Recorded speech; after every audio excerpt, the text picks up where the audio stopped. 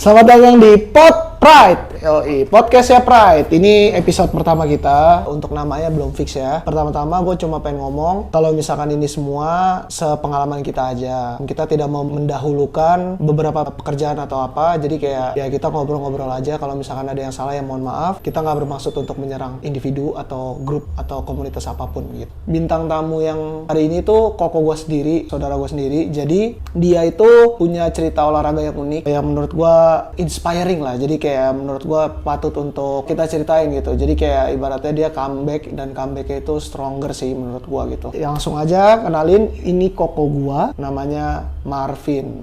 Halo kok. Hai guys. Yoi. Pertama-tama pengen nanya-nanya kok soal tentang kehidupan koko kan. Yang selama ini kan kita udah ngobrol nih. Oke. Pura-puranya aku nggak tahu aja kok. Jadi kayak usia koko berapa kok? Tahun ini 41. 41. Oke. Nge-gym dari kapan? 3 tahun lalu, berarti sekitar 37 ya. Tapi dulu kan pernah nge-gym juga kan? Oh iya, cuman kan kayak kalau hubungan putus nyambung. Oh, astaga. Pas pertama kali gym 3 tahun lalu tuh beratnya berapa? Fit-fitnya ya, fit-fitnya itu paling fit banget 108. Peak-peaknya itu 108 udah pletu.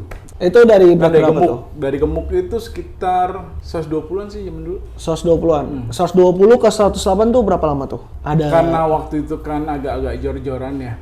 Pakai Pakai PT, suplemen juga, jaga makan juga. 6 bulan sampai 8 bulan. Wah, lumayan lah ya. Berat paling tinggi gua itu 136 ya. 136 loh.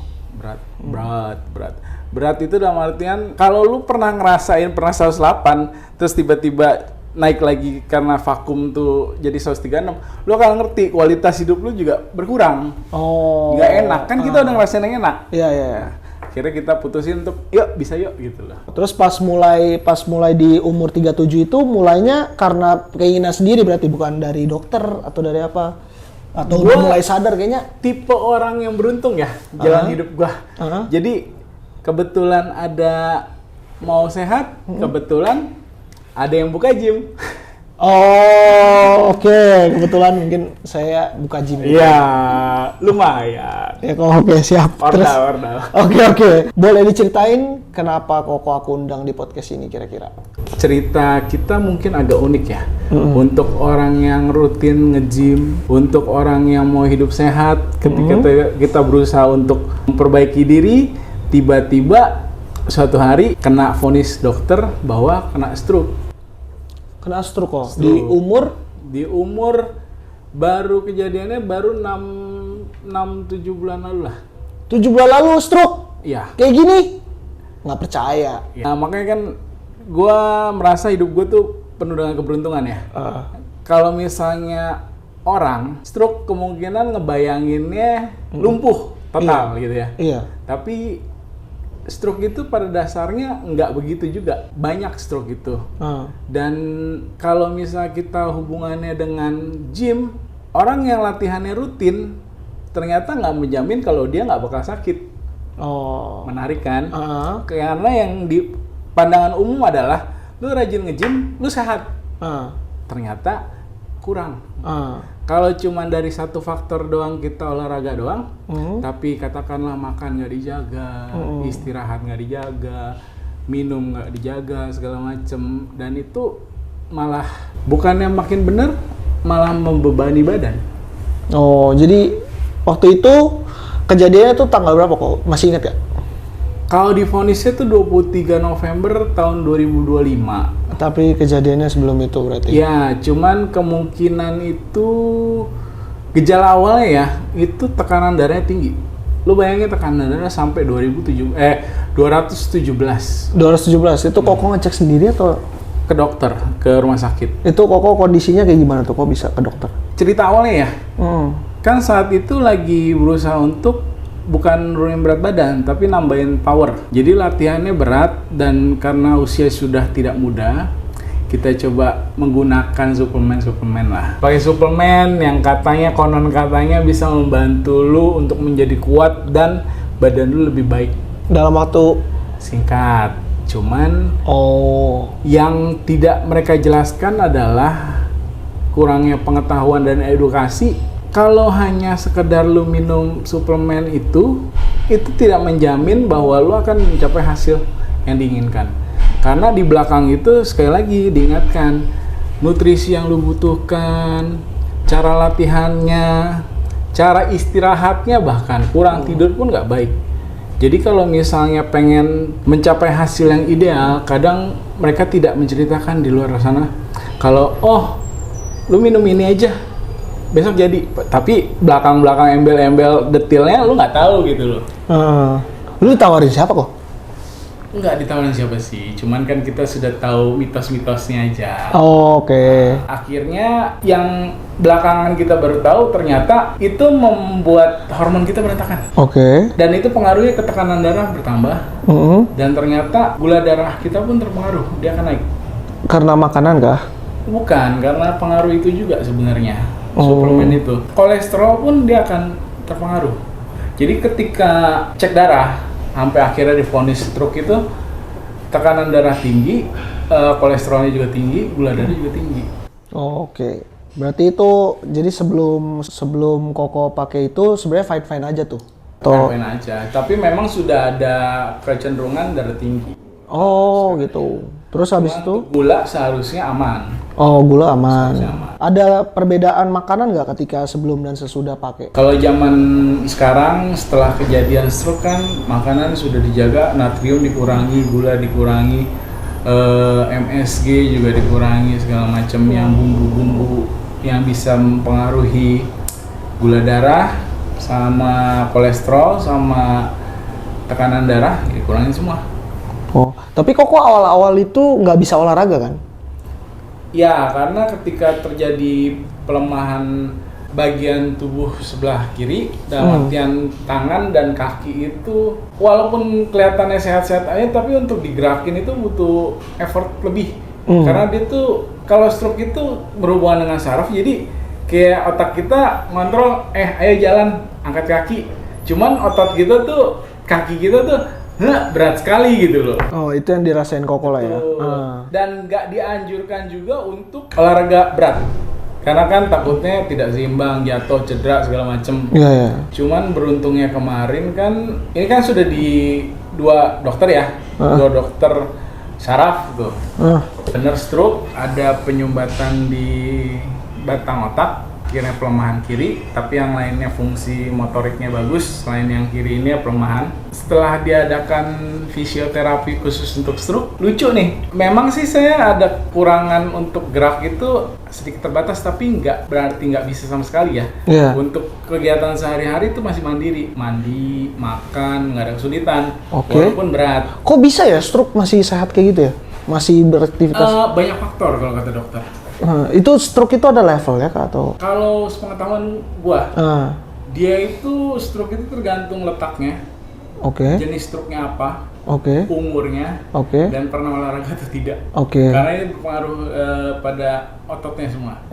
Kebanyakan yang terjadi kalau misalnya di orang tua, seharusnya kan memang stroke itu terjadi, itu penyakit orang tua yang sudah tidak produktif, seharusnya 60 ke atas.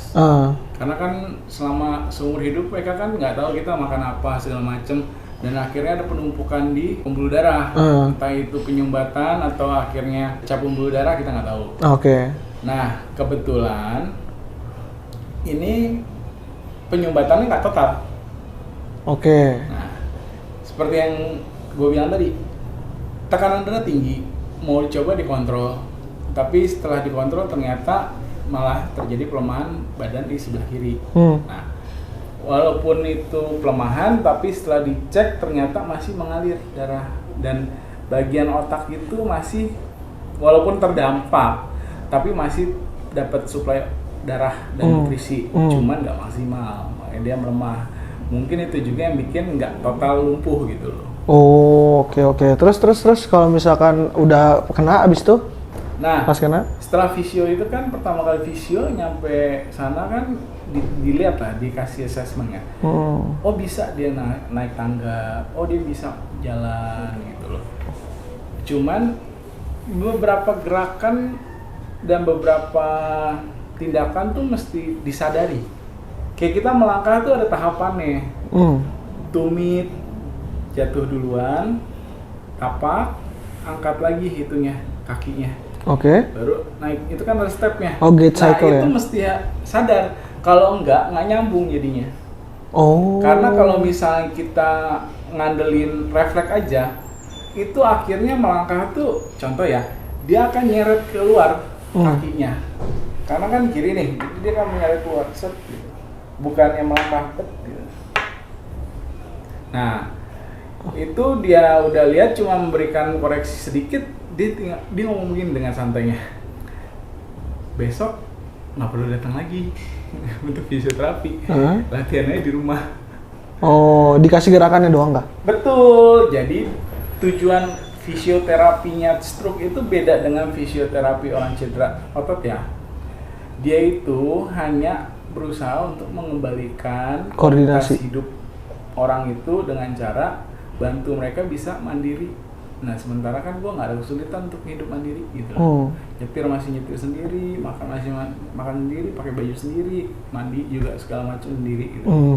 Itu nggak ganggu sebenarnya. Nah, akhirnya karena dia suruh latihan sendiri, karena di rumah juga kayaknya kalau latihan nggak ada yang nemenin, anak juga ngeliatin kok kayaknya kasihan, daripada kita merasa diibain, kita ke gym. Oh. Itu kalau nggak salah tuh sebulan setelah divonis stroke tuh udah balik gym. Tapi perasaan Koko pas divonis kayak gimana? Kena mental.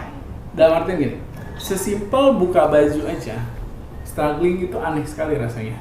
Kayak gimana tuh? Bisa dideskripsikan? Contoh, lu yang biasanya bisa ngangkat berat nih, 135 kilo bench press, kuat banget kan? Tiba-tiba hanya mau buka baju aja, tangan lu tuh nyangkut. Untuk bisa buka truk gitu tuh udah susah. Nyangkut itu rasanya ada frustasi sendiri. Ngerasanya kayak lemah banget ya? Nggak guna banget. Dan kita kan nggak tahu efeknya sampai kapan ya. Kita udah negative thinking. Wah, ini besok bisa sembuh nggak ya? Bisa bener nggak ya? Ini kalau bisa begini mulu, apa jadi gua nih nyusahin orang? Nah, kita kan tujuan kita olahraga sebenarnya apa sih? Biar nggak nyusahin orang kan sebenarnya. Sakit mah pasti sakit, mati mah kita nggak tahu kapan. Tapi at least kualitas hidup kita bagus selama kita hidup gitu aja. Oh, tuh nggak nyusahin orang gitu ya? Betul, jangan nyusahin orang sekitar kita. Begitu kita nggak mampu melakukan sekedar tes yang simple, seperti buka baju, nah itu ya udah kena mental itu. Tapi selama Koko yang kena stroke itu, Koko itu keluarga ada yang ngomel atau mungkin kesusahan atau yang ada merasa direpotkan, atau Koko enggak cuma sih, merasa? Kalau untuk keluarga dekat sih enggak. Beruntungnya gua orang-orang sekitar support, cuma memang kalau dari beberapa orang dekat ya pasti khawatir ya. Khawatirnya itu mungkin agak berlebihan kalau menurut gua. Pastilah. Memang kita nggak bisa lihat dari sudut pandang. Gua aja khawatir. Ya. Cuman kan kalau ngelihat kondisi gua saat itu nggak separah orang lain pun seharusnya udah bersyukur. Cuman kan kita mencoba beberapa cara pengobatan yang ada, akhirnya memutuskan untuk gym lagi, balik lagi nguatin otot. Karena saraf yang mati itu akan didukung oleh saraf-saraf yang ada di sekitar mereka. Kompensasi kan. Kalau kompensasi mau nggak mau ya udah kuatin yang di sekitar mereka akhirnya. Gitu. Tapi yang mati itu bisa hidup lagi nggak sih, Wah? Untuk saat ini kata dokter ya, teknologinya belum nyampe sana. Tapi mungkin beberapa tahun ke depan kalau memang teknologi udah canggih, stem cell udah bisa cangkok sel atau menghidupkan sel lagi, ya kita nggak tahu. Boleh sebutin dulu Koko pas belum kena steroid lagi, sorry. Sebelum kena stroke itu, Koko pola makannya satu hari tuh kayak gimana biasanya? Kalau makan sih nggak terlalu berlebihan sebenarnya. Yang benar kok. Cuman kadang yang kita latihan itu kan kadang suka mau ada rasa kasih reward diri ya. Oke. Ya. Nah, sebulan sekali itu kadang kita cheat day itu kalapnya. Nah, kalapnya ini kadang tuh kita nggak mikir, udah kita jaga 1 bulan, walaupun maksudnya jaganya juga nggak ketat-ketat banget kan, tapi ya sudah 1 bulan udah olahraga keras, bolehlah kita coba makan banyak. Nah itu kadang orang nggak mikir sampai sana, akhirnya porsi makan dalam 1 bulan sekali itu bisa hancurin semuanya hasil kerja ke keras belakangnya. dalam 1 bulan gitu loh. Iya. Makanya sebenarnya untuk nutrisi itu juga penting untuk dijaga. Sadar ya, perlu edukasi lagi lah Kokonya ya. kita semua. Karena orang awam, kita semua. karena kita orang awam itu nggak ngerti loh. Kita kalau misalnya ngikutin yang di influencer, mereka cuma bilang makan ini, oke. Tapi kan dia nggak bilang sesering apa, sesedikit apa porsinya. Iya. Kalau misalnya maksudnya kalau bisa makan ayam, tapi ayamnya mesti yang kayak gimana, betul. porsinya gimana. Makanya menurut gue itu kita hanya paling penting sebenarnya untuk hidup sehat nih. Satu dokter yang perlu temui pertama kali itu sebenarnya dokter gizi. Kok ceritain deh gimana sih waktu kena stroke itu kronologisnya dari di mana, terus habis itu ke rumah sakit kah atau apa? Oke.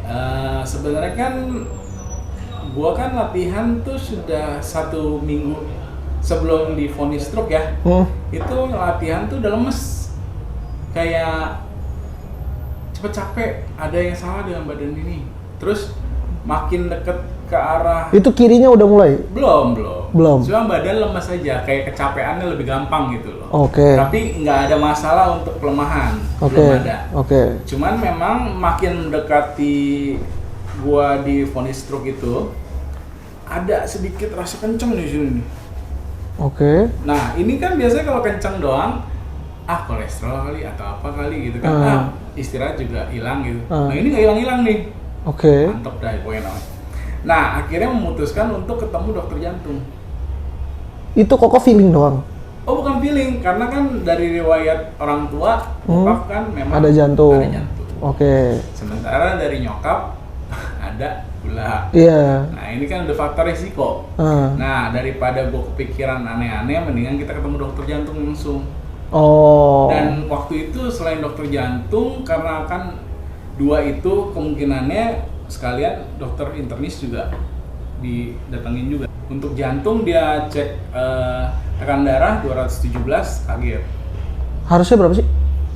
Normalnya 120. Koko 217. Nah, kekhawatirannya apa? Kalau misalnya terlalu tinggi, takutnya pembuluh darah kita itu nggak elastis dan akhirnya pecah. Makanya dia dokter-dokter 2 ini panik. 217 mah kayak orang lari dong. Orang lari aja kayak 180 dah. Nggak sehat intinya mah, udah penyakit hipertensi lah itu. Nah, gila sih. Cuman masalahnya kan dokter itu kan punya masing-masing gaya ya. Maksudnya untuk ilmu yang mereka pelajari, kalau misalnya dokter jantung maunya turunnya cepet. Kalau dokter saraf dia maunya bertahap. Nah, kebetulan ketemunya dokter jantung duluan dan dokter internis, dua-duanya menyarankan untuk turunin sepatnya. Oke, kita turunin lah sepatnya kan dengan obat kan. Oke. Ternyata dengan berjalannya waktu terjadi pelemahan justru. Bukannya makin enak badan, itu makin lemas, besoknya sebelahnya kok berat gitu loh. Ketika pertama kali nyadar ya, ini Tunggu, kok udah dikasih obat dulu ternyata? Sudah. Itu berapa lama kok? Nah, hari Rabu pergi ke dokter, hari Kamis pagi malam akhirnya lemes. Jumat makin lemes. Jumat kan kalau nggak salah ada latihan. Pergi ke dokternya Rabu? Ya. Oke, terus Kamis lemes, Jumat lemes. Jumat lemes kan latihan kan tetap. Latihan lah. Yang lucu itu ketika pulang dari gym, turun dari mobil tuh kaki kanan santai, kayak sewajarnya turun. Cuma kaki kiri mesti diangkat pakai tangan. Kayak nggak bisa digerakin, lemes. Kayak kesemutan. Enggak kesemutan, kayak nggak ada tenaga. Akhirnya karena merasa nggak beres, kan memang sudah disuruh untuk cek darah. Akhirnya memutuskan hari Minggu cek darah. Hari Minggu cek darah, keluar langsung ketemu dokter jantung lagi. Pas turun mobil jalan ke rumah? Agak nyeret dikit, lemes. Gue soalnya pernah kok bangun tidur kayak gitu. Nah, kalau ngomonginnya begitu ya, kita kurang edukasi tentang stroke sebenarnya. Kalau misalnya terjadi pelemahan, ini nih di luar kita ngomongin apakah itu benar stroke atau tidak ya. Tapi terjadi pelemahan satu sisi aja, langsung buru-buru ke rumah sakit. Bukannya nakutin, tapi daripada terjadi beneran gitu kan. Tapi itu lama, udah lama. Ya, pokoknya intinya kalau misalnya untuk stroke sendiri, golden periodnya itu 6-12 jam sejak gejala pelemahan itu terjadi. Makin cepet lu tangani, makin cepet lu diobati, makin cepat sembuh. Bukan makin cepet sembuh, makin bisa diatasi. makin terkontrol juga dia punya kerusakannya supaya nggak menyebar gitu loh. Sebelum kerusakannya permanen, kita udah hajar duluan. Kalau misalnya tersumbat pembuluh darahnya ya dilancarin. Kalau misalnya ternyata pecah ya dicari pecahnya di mana, dibenerin. Kalau misalnya kelamaan, karena tipe orang Indonesia, orang-orang kita, gue lemes, capek, tidurin aja, besok deh, nah itu udah telat, makin permanen. Terus Jumat latihan, akhirnya hari Minggu cek darah keluar langsung ke dokter jantung minta gue suruh bacain dong. Ternyata gulanya tinggi, kolesterolnya tinggi. Enggak, yang turun dari mobil itu hari apa? Jumat malam. Jumat malam. Terus habis itu jadi gue udah masih santai tuh. Lu tidurin dulu? Tidur makanya. Kan nggak boleh tadi. Nah, makanya kan betul. Kan tidak boleh. Cuman kan sekali lagi edukasi kita tentang stroke itu masih kurang. Di situ Koko belum tahu. Kita coba cari di mana? Mbah Google dong. Si dukun maha tahu itu kan. Iya. Apa aja? Mulut menyon. Enggak. Lidah. Koko menyon nggak? Tidak. Muka juga kan turun sebelah, enggak juga. Ya sudah, mata buram enggak juga. Oke. Hilang keseimbangan enggak juga. Hilang keseimbangan iya dong. Dalam artian tiba-tiba lu bisa jalan berdiri jatuh sendiri. Nah, itu enggak seimbang. Cuman kalau ini kan enggak seimbangnya karena lemas badannya. Beda nih. Oke. Nah, kita pikir mesti memenuhi semua syarat itu baru bisa dibilang stroke. Ternyata salah satu aja udah stroke. Ciri-ciri stroke gitu loh. Nah, itu mesti cabut buru-buru ke dokter IGD. Hari Minggu ketemu dokter, dibilangin, wah ini sih faktor risikonya tinggi sekali. Cuman itu dia masih belum bilang stroke. Gua bilang, dok, gua ada keluhan. Apa? Kok badan gue lemes yang kiri ya? Stroke kali kamu? Waduh, udah. Masa iya? 5 kali seminggu nge-gym, masa iya stroke sakit? Nggak mungkin banget menurut gua kan. Cuman kata dia, buat lebih meyakinkan lagi, yuk gua rekomenin lu pergi ke dokter saraf. Kira pindah rumah sakit ke dokter saraf. Sampai dokter saraf dilakukan beberapa tes. Gue lupa tesnya apa, tapi fisiknya tuh kayak dimain-mainin kakinya, di tes apa? Dipukul-pukul. Refleksnya, ya semacam itu, tapi nggak dipukul. Ini kayak telapak kaki lu di scrape pakai alat gitu. Ada rasanya apa enggak gitu? Ya, gue pikir kan, gue ngerasa kan, wah bagus nih. Malah kata dia itu artinya nggak bagus. Harusnya nggak ada responnya. Ada respon tapi nggak separah itu, maksudnya nggak sekenceng itu gitu loh. Nah, nanti gua coba. Akhirnya dibilang kemungkinan kamu stroke kata dia. Akhirnya ya udah, hari itu juga langsung di rawat inap, langsung dikasih infus cairan vitamin otak kalau nggak salah ya. Ya sudah, cuman akhirnya juga di CT scan otaknya ya. Cuman nggak menemukan apapun. Nah, gue pikir bukan stroke lah, orang CT scan kosong gitu kan, bersih gitu. Besoknya diupayakan untuk MRI. MRI baru kelihatan ada sumbatan, ada yang nggak tahu dokter bacanya gimana, tapi dia bilang ada sumbatan di batang otak. Cuma pas di MRI baru, kan MRI itu satu otak tuh, otak sampai batang otak tuh, baru kelihatan di batang otak. Sementara CT scan nggak nyampe batang otak, jadi kelihatan bersih. Ada nggak sih yang stroke ringan gitu? Atau stroke itu semua stroke gitu? Stroke ringan, nah definisi stroke ringan setahu gue ya, itu hanya gejalanya doang. Jadi gejala lu pelemahan, Tapi dalam 5 sampai 1 jam paling lama itu hilang. Oh, itu namanya stroke ringan. Tapi nggak ada efek permanennya. Jadi lu normal lagi habis itu. Nah, sementara punya gua ada kerusakan permanen. Apa tuh? Ya, tetap sebagus-bagusnya, sefit-fitnya gua sekarang karena gua latih otot, karena gua juga udah mulai turunin berat badan segala macam, udah jaga makan. Tetap dokter selalu ngomongnya beruntungnya gua, sebagus-bagusnya pemulihan gua hanya akan bisa 80-90% dari tenaga normal. Tapi worth it lah 80%. Oh, worth it. Secara kualitas hidup sudah sangat bagus sekali itu. Oh. Karena belum tentu ada orang yang mencapai segitu. Jadi kalau beruntung banget ya 90%. Kalau nggak beruntung, sudah. Pertanyaan berikutnya, sekarang berarti udah lagi recovery apa? Tapi nggak mungkin sembuh total juga ya, recovery lah sebutannya. Kalau dibilang recovery, gue nggak ngerti juga di tahapan mana ya. Tapi gini aja, sekarang simpelnya itu nge-gym itu sudah lifestyle kan jadinya.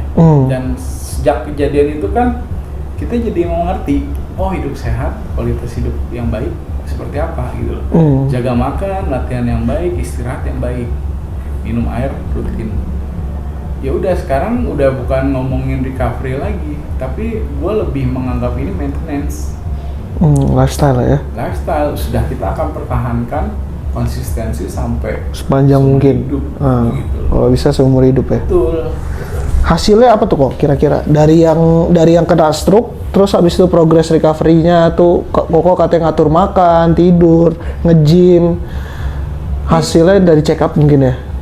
Kalau atau badan saat ini kan baru 7 bulan ya.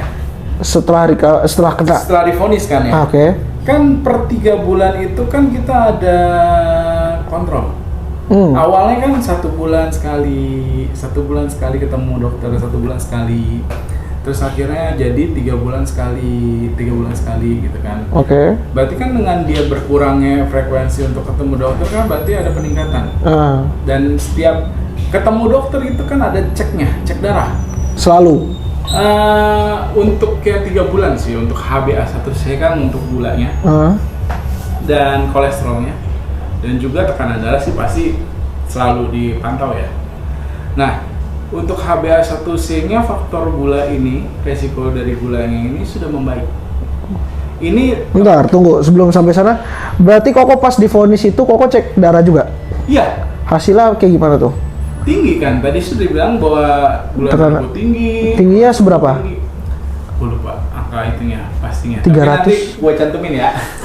Oke, terus habis itu tekanan darah 217 tadi. Enggak, kalau itu pas awal kan 217 itu kan. Yeah. Cuman kan setelah 1 bulan, 2 bulan itu stabil memang dibuat untuk tidak terlalu rendah.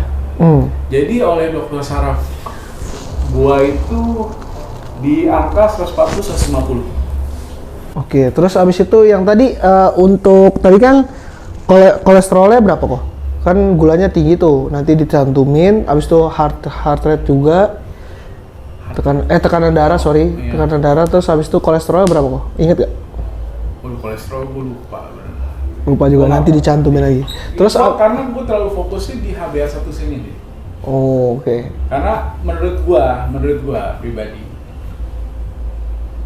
bukannya meremehkan faktor risiko yang lain ya, tapi HbA1c itu gula itu diabetes itu menurut gua awal dari kehancuran. Betul. Karena dengan gula darah tinggi, satu resistensi insulin segala macam, organ-organ di dalam tubuh juga pasti akan menurun kualitasnya. Sebenarnya perjalanan gua tuh ketemu dokter saraf, ketemu dokter gizi, terus kedua tau nggak dokter apa ketiga dokter diabetes spesialis diabetes dan endokrin. Karena walaupun sudah turun HbA1c ke angka 5,6, jadi kan dianggapnya tuh 5,7 ke atas itu prediabetes ya. Cuman kan walaupun sudah turun 3 bulan sejak divonis itu kan 5,6 menurut gue masih terlalu dekat dengan prediabetes. Karena gue mau mengamankan gula darah lebih jauh lagi biar nggak terlalu deg-degan, terlalu tipis gitu marginnya. Akhirnya gue memutuskan untuk ketemu dokter subspesialis diabetes ini, disarankan untuk menguruskan badan. Oke. Nah, posisi berat badan gue ketika itu udah turun ya, 112,5. Dari? Jadi tertinggi itu 136. Terus pas latihan berat-beratnya tuh ketika gue lagi Powerlifting itu sekitar 130-an sempet. 130-an? 130-an, akhirnya setelah stroke dirawat, mungkin gue bolak-balik rumah sakit sebulan 2 bulan gitu ya. Itu ada turun ke 125-an lah. Abis itu turun ke 112. Akhirnya mulai jaga makan kan, karena kan juga bumbu-bumbu kayak garam, gula itu mesti dikurangin. Jadi kalau misalnya makan sop sayur rasanya air. Tadi kan aku nanya soal yang check up terakhir kan. Terus habis itu yang sekarang udah berapa kok kondisinya? Sudah membaik, tapi kita masih memperbaiki lagi, lebih baik lagi. Batasnya udah di mana? Kalau untuk HbA1c sendiri sudah masuk angka normal di 5,5. Kalau yang normalnya berapa? 5,1, sorry. Kalau dibilang diabetes?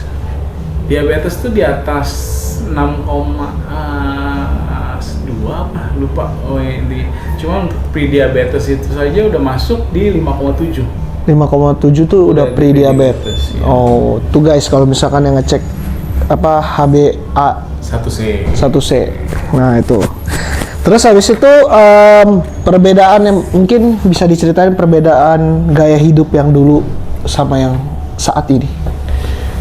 Sejak stroke banyak yang berubah.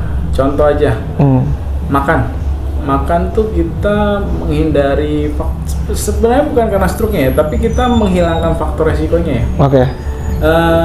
Kenapa menghilangkan faktor resiko? Karena dengan adanya faktor resiko ini nggak menutup kemungkinan itu untuk adanya serangan stroke selanjutnya loh. Stroke itu bukan cuma sekali dalam seumur hidup loh. Oke. Ini mesti tahu nih orang-orang nih. Kalau misalnya stroke pernah sekali, kan ada sumbatan nih contohnya nih. Kalau udah ada sumbatan satu, bukan berarti tempat lain nggak ada sumbatan. Nah, biasanya yang parah itu justru serangan yang kedua, ketiga, keempat. Karena yang satunya aja sudah mematikan saraf beberapa. Kalau misalnya tambah lagi syaraf yang mati bertambah tempat lainnya, itu kan bahaya. Katakanlah kena lagi ke fungsi jantungnya, ritmenya jadi jelek, atau fungsi paru-parunya jadi susah napas. Kenapa kita mesti jaga kondisi tubuh? Faktor risiko ini mesti kita kontrol, karena ternyata stroke itu nggak selangka itu loh. Stroke itu ternyata sangat umum loh terjadi, cuman karena kurangnya edukasi dan gaya hidup kita juga sekarang serba instan segala macem kan, kita jadi nggak aware gitu loh. Nah, kalau kita misalnya teredukasi dengan baik, kita bisa menghindari itu semua. Sekarang dengan gaya hidup yang sekarang, makan lebih terkontrol. Natrium itu kan bisa bikin darah tinggi, dikurangi, gula juga dikurangi. Itu pantangan-pantangannya dari dokter tuh? Atau koko sendiri? Dari dokter juga kan sudah ngingetin, karena kan memang sudah ada riwayat darah tinggi ya. Kita sering beranggapan bahwa, kalau buah itu sehat, vitamin, betul, tapi segala yang berlebihan nggak baik. Jadi jangan ngomong, buah pasti baik, enggak, itu fruktosa, itu pun akan bikin lo lonjakan gula darah. Kolesterol, lu makannya berminyak. Gue semangka makan setengah sendiri kok. Air sih sebenarnya, cuman nggak disarankan untuk terlalu banyak juga. Gue juga doyan banget semangka, setengah juga bisa habis sendiri, memang enak kan. Tapi gulanya juga tinggi. Terus gaya hidup yang sekarang gimana? Gaya hidup yang dulu? Makan cuma 2 kali sekarang. Sekarang cuma 20. Ideal nggak? Nggak sebenarnya. Makanya kalau lu mau cara makan yang baik itu mendingan ke dokter gizi. Tapi gue tetap kekeh dengan gaya gue sendiri, karena gue makan tuh paling cepet jam 10. Jam 10? Gue bangun tuh pasti jam 7 udah bangun. Oh, nggak sarapan? Tapi sarapan gue mundurin. Oke. Jadiin brunch. Oke. Rata-rata gue makan sekitar jam 10 sampai jam 12. Makan apa tuh kira-kira? Banyakin protein tetap sama serat. Oke. Karbo masih, tapi kayak nasi gue mulai ganti pakai nasi singkong, nasi jagung, ubi. Nah itu pun porsiannya kalau gue, tips gue ya, sekepalan tangan setengahnya. Oke. Untuk jumlah karbonya. Itu koko yang koko makan. Ya. Tapi gue kalau nggak pakai karbo pun nggak masalah. Yang penting ada proteinnya. Protein koko apa kok? Yang paling gampang sih sebenarnya simpel, telur. Telur ya, kalau misalnya dokter sih menyarankan hewani ya. Tapi kalau mau yang nggak kolesterolnya nggak terlalu tinggi banget, sebenarnya ikan. Kenapa gue bilang ikan? Karena ketika lu makan seafood nih ya, seafood kan ada kayak cumi, kepiting, oktopus, kepiting, kerang. Itu cenderung memang tinggi protein tapi tinggi juga untuk bikin asam urat.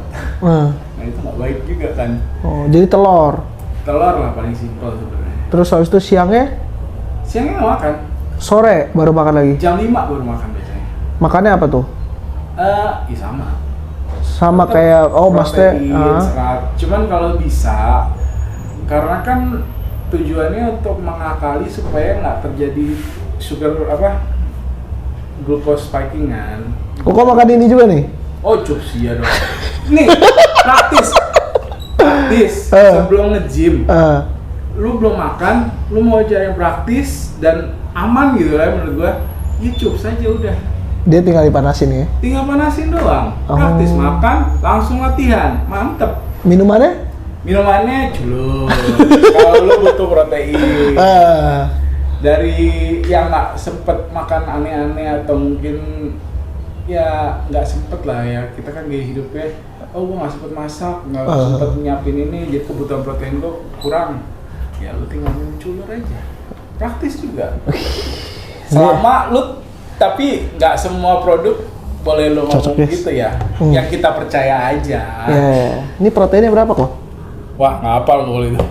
25 kok. Oke, yang berikutnya. Berarti sekarang gaya hidupnya kalau yang dulu makannya sebebasnya kah kok? Ya dulu kan kalau kita all you can eat kan brutal tuh. Oh brutal, tapi sekarang kayaknya udah enggak, cuma makan 2 kali sehari. Dan jangan salah, walaupun memang makannya bumbunya dibatasi, bukan berarti gua nggak bisa makan, nggak ngomong jorok lah.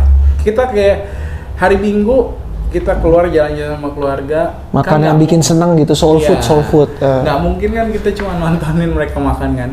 Makan aja tetap, cuman memang lebih milih yang banyakkan protein aja. Ya ikan, ayam, nasinya dikitin. Ya udah gitu aja. Koko sekarang beratnya berapa emang? Dengan gaya makan gua, dengan latihan gua dan tidur yang baik juga ya. Itu kan sempet di awal stroke itu kan 112,5. Sekarang karena sudah program, sudah juga dengan bantuan dokter juga. Gue kan pernah fit-fitnya dulu sebelum gue sakit itu mentok di 108, itu pun udah setengah mati ya. Iya. Cuman karena kita sudah perbaiki gaya hidup, terus juga istirahatnya cukup ya. Ternyata itu pentingnya, banyakin minum air juga dengan bantuan obat juga tentunya ya ternyata ya. Itu sekarang gue udah di 101. 101? Rekor banget ini. Ini kalau misalnya nanti di bawah 100 sih, kita potong tumpeng ya. Potong tumpeng? Enggak lah, lu traktir gue makan kok. Ya, terus naik lagi dong. Ya nggak apa-apa, kan sehari doang. Ada nggak? Nih kita cuma penasaran ya, karena ini kan podcast Pride ya, ini pod Pride ya. Jadi kita tanya, peran Pride Fitness ini buat kesembuhan Koko tuh ada nggak kira-kira? Pride Fitness tuh bagi gua ya perannya ya. Peres aja kok nggak apa-apa, kan kita ini saudara pasti peres. Nggak bercanda guys, sejujur-jujurnya kok. Gimana ya, gue merasa tuh Pride Fitness itu, gue nggak bilang segalanya ya, tapi memang banyak hal banget kayak. Ini nggak peres kan kok? Bukan. Gimana cara meyakinkan kalian? Support dari gini, kalau gue kan menganggap gym itu sebagai rumah kedua ya. Yes. Karena gym gue doang kali. Enggak, dulu Iya terus. Gym kedua. Oke, rumah kedua. Karena gini loh. Kan lu butuh konsistensi ya. Iya. Jadi mau nggak mau rute gue cuma rumah gym. Nah, untuk bisa jadi rumah kan perlu lingkungan yang baik ya, komunitas yang baik ya. Betul.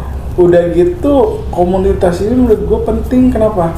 Apalagi bagi orang yang stroke seperti gue. Gue tuh punya harga diri dalam artian kalau misalnya orang stroke kena mental nih, kita bukan mau diibain, kita bukan mau dikasihanin. Begitu lo kasihanin, mental kita makin jatuh.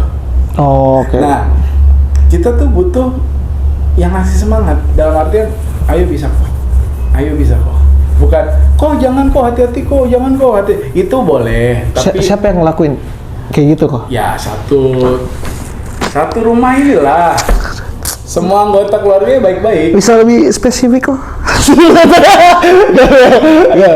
Bercanda ya. Terus dengan adanya para PT, Oji, Raka, teman-teman semua lah, member lain, member juga kan, itu semua kan mereka tahu kondisi gua, tapi mereka nggak ngucilin gua, mereka tetap semangatin, jagain gua. Namanya latihan kan beban, kita yang biasa 135 tiba-tiba beban bench press lah, contoh lah, pertama kali baliknya, kita kan penasaran separah apa sih. Oh kita coba 40 kilo, bisa kanannya doang, kirinya kagak. Oh jadi miring? Oke. Nah orang-orang pada mikir, pasti, ih kenapa lu? Iya. Dengan mereka udah tahu ceritanya, mereka ayo kok pelan-pelan jagain.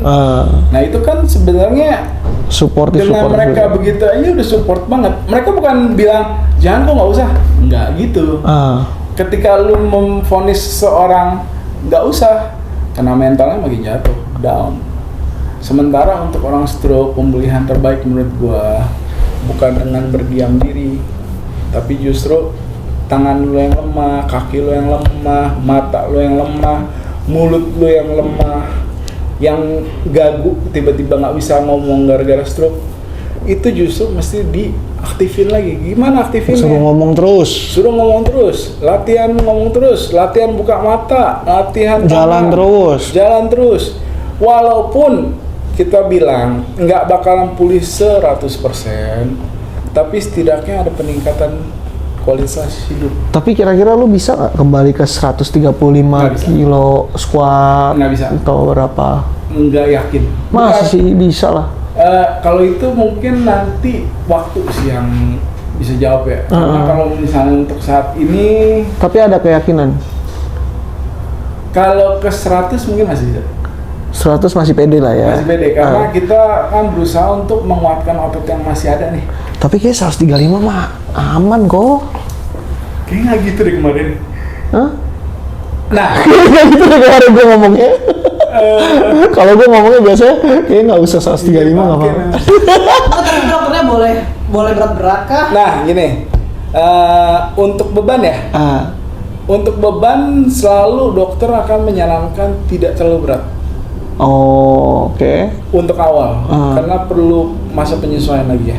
Cuman kalau misalnya dengan namanya otot dilatih kan makin kuat ya. Iya.